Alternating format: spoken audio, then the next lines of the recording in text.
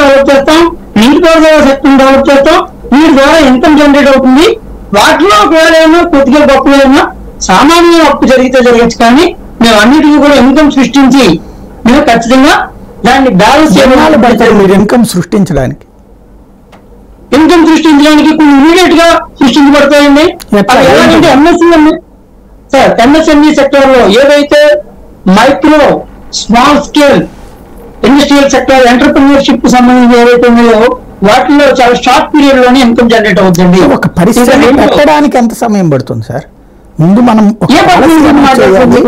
Policy పరిశ్రమ రావాలి, వచ్చి వాళ్ళు ఇక్కడ పెట్టుబడి పెట్టాలా, ఆ తర్వాత వాళ్ళకి ముందు మీరు కాదు మధ్య తరహా పరిశ్రమకైనా భూమి లేకుండా ఏమైనా పరిశ్రమ ఆకాశం నుంచి వస్తుందా? సార్ అదే నేను అడుగుతున్నా. ఈ పరిశ్రమలకు సంబంధించి కనీసం నేను అడుగుతున్న టైం ఫ్రేమ్ అదే.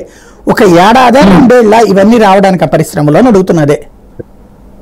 ఖచ్చితంగా అంటే వాటి యొక్క స్కేల్ ని బట్టి, తరహాను బట్టి, చిన్న తరహా, మధ్య తరహా, భారీ తరహా, వీటిలో ఏవైనా ఈ 5 years లో అక్కడ ఉండేటువంటి ప్రాధాన్యతను బట్టి, అక్కడ ఉండే ప్రయారిటీని బట్టి ఏవైతే ఇన్కమ్ జనరేటింగ్ ఎక్కువ చేస్తాయో, ఏవైతే ఎక్కువ ఎంప్లాయ్మెంట్ జనరేషన్ ఎక్కువ చేస్తాయో, ఎందుకంటే స్పెషల్ ఎకనామిక్ జోన్స్ తో కాదు, స్పెషల్ ఎంప్లాయ్మెంట్ జోన్స్ కూడా క్రియేట్ చేస్తున్నాం. ఒక రాయలసీమ అభివృద్ధి గురించి కానీ, మిగతా డెవలప్మెంట్ గురించి కానీ మామూలుగా మనం నిర్మాణాత్మకంగా చర్చిద్దాం. ఊరికినే ఇట్లా అనేస్తే వెళ్ళిపోతుంది. బట్ ప్రాక్టికల్ గా నేను అడుగుతున్న సూటి పాయింట్ ఏంటంటే, ఇవాళ మీరు ఇండస్ట్రీస్ ఇవన్నీ రావాలంటే 2 సంవత్సరాలు పడుతుంది. మీరే చెప్తున్నటువంటి దాని ప్రకారం ఏది ప్రాథమికంగా దశలోకి రావడం. భారీ పరిశ్రమలు రావాలంటే 5 ఏళ్ల నుంచి 10 ఏళ్ల దాకా పడుతుంది.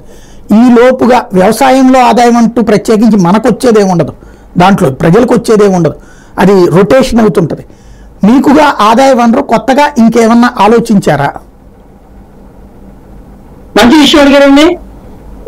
అగ్రికల్చర్ 1% డెవలప్ అయితే, ఇండస్ట్రియల్ సెక్టర్ 2% డెవలప్ అవుతుంది, టెరిటరీ సెక్టర్ 4% డెవలప్ అవుతుంది. ఇది ఎకనామిక్ ఫార్ములా. ఇమీడియట్ గా డెవలప్ అయ్యేది అగ్రికల్చర్ సెక్టర్.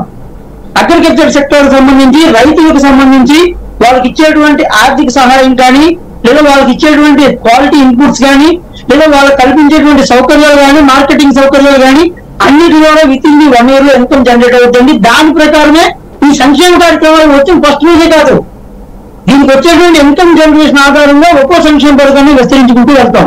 అదే ఇన్కమ్ జనరేషన్ కాదా? పెన్షన్ బిగిన్ అవగానే అన్నారు, 1500 రూపాయలు జాయిన్ అవగానే అన్నారు, స్టార్ట్ అవగానే అన్నారు. అవును, కొన్ని పథకాలు స్టార్టింగ్ ఇయర్ డెవలప్ చేయడం జరుగుతుంది. అలాగే వాటికి సంబంధించిన ఇన్కమ్ కూడా ఒక సర్వీస్ సెక్టర్ లో కానీ, ఒక స్మాల్ స్కేల్ ఇండస్ట్రీ సెక్టర్ లో కానీ, ఒక ఎంప్లాయ్మెంట్ జనరేషన్ లో కానీ, అలాగే ప్రభుత్వానికి సంబంధించినటువంటి ఉద్యోగాలను భర్తీ చేయడం ద్వారా కానీ, ఇలా డిఫరెంట్ సెక్టర్స్ లో భర్తీలో ఆదాయం ఎందుకు వస్తుంది సార్? ఖర్చు అవుతుంది కానీ మీరు అడుగుతారని నాకు తెలిసిన విషయం. ప్రభుత్వ ఉద్యోగాలను భర్తీ చేయడం ద్వారా ప్రభుత్వంలో ఉండేటువంటి వ్యవస్థలన్నీ సక్రమంగా జరిగి తగినటువంటి ఆదాయాన్ని అవి క్రియేట్ చేస్తాయి. ఎలా క్రియేట్ చేస్తాయంటే, ఒక పన్నుల వసూలు